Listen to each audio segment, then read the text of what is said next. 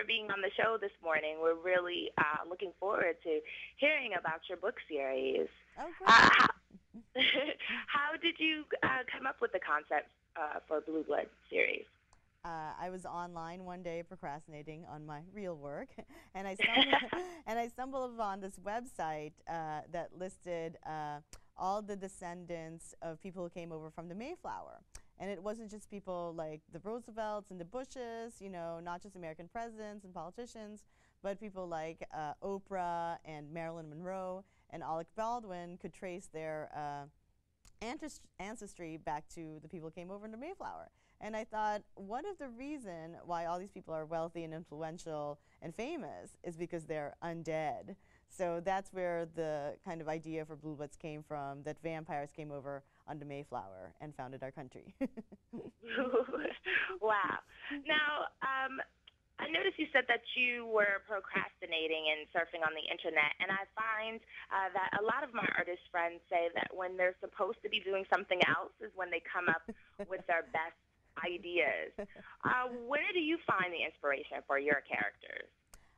For my characters, a lot of my characters have a lot of me in them. So there are definitely different aspects of my personality. Skylar was definitely modeled on me as a teen, very kind of lonely and alienated, going to this very exclusive school and feeling that, she would never fit in. Mimi, is kind of my villain, but I give her everything that I'd like to say but can't. And Bliss, has the part of me that's kind of unexplored. I mean, she's kind of, I think of her as a cheerleader, with a soul. Well, why do you think there's such a fascination now in this country, especially amongst young adults? But I find that everyone is sort of into vampires. Why do you think there's been a resurgence of this interest? Well, I think vampires are perennials. Dracula is the 5th best-selling book of all time. There's the Bible, and then there's Dracula.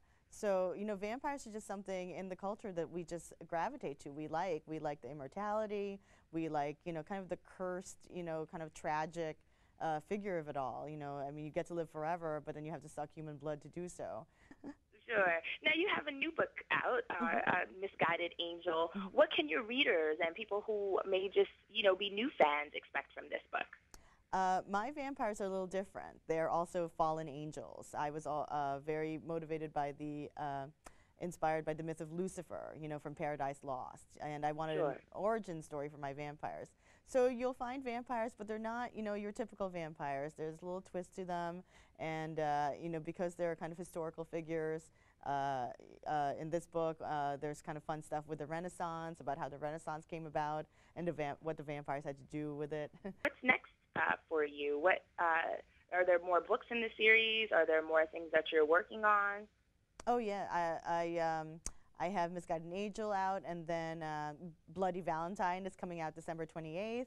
So that's 3 love stories in the Blue Bloods world. And then I have a new adult series called Witches of East End, which is coming out next June.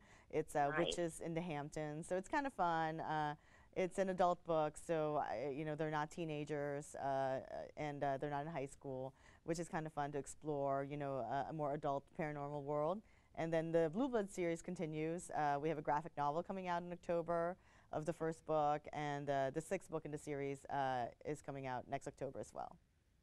Nice. Well, thank you so much for being on the show today. Thank you We for so having me. appreciate it. Thank you so much. Thanks, Rose.